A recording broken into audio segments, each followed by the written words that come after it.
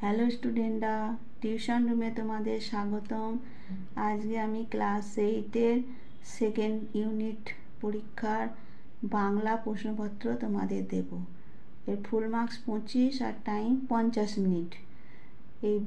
এই ধরনের ভিডিও পাওয়ার জন্য তোমরা চ্যানেলটিকে সাবস্ক্রাইব করে রাখো, শেয়ার করে দাও বন্ধুদের দেখার সুযোগ পাওয়ার জন্য, আর একটা লাইক দিতে ভুলবে না। আর ভিডিওটা প্রথম থেকে শেষ পর্যন্ত দেখবে, নাহলে প্রশ্নগুলো সব মিস করে যাবে। খুবই ইম্পর্টেন্ট প্রশ্ন পরীক্ষার ক্ষেত্রে। দেখো প্রশ্ন আসা যাক।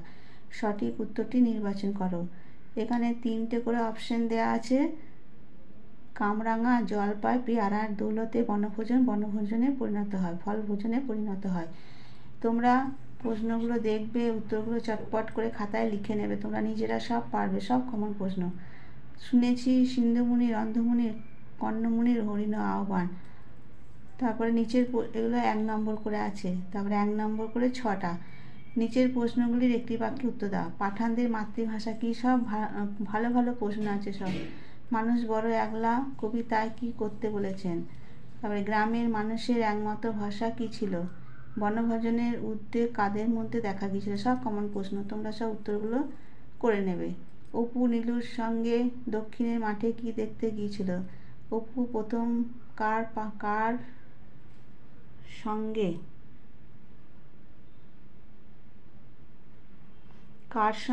পাঠশালায় পড়তে যায়? কেমন? তারপর দেখো 3 নম্বরে নিচের প্রশ্নগুলি 2-3টি বাক্য তো দাও। 3 নম্বর করে আছে। ঘৃণায়, লজ্জায়, ক্রোধে রমেশের চোখ মুখ উত্তপ্ত হয়ে উঠিল কেন? খুব ইম্পর্টেন্ট প্রশ্ন। তারপর দেখো ময়ূর মরেছে পণ্যে, কবি এরূপ উক্তি প্রকাশ করেছেন কেন? কয়েকটা পল্লী সমাজ থেকে আছে, পল্লী সমাজ থেকে দিয়েছে। আর ময়ূর মরেছে পণ্যে এটা পরবাসী থেকে। আর চড়ুই ভাতি করবি অপুদের চড়ুই ভাতির বর্ণনা দেয়, এটা পথের পাঁচালী থেকে দিয়েছে। তারপর দেখো ক্রিয়ার কাল, এটা ব্যাকরণ থেকে।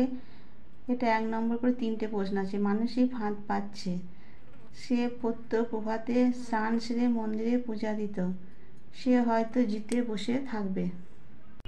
তারপর দেখো ব্যাস বাক্য সহ সমাস নির্ণয় করতে হবে।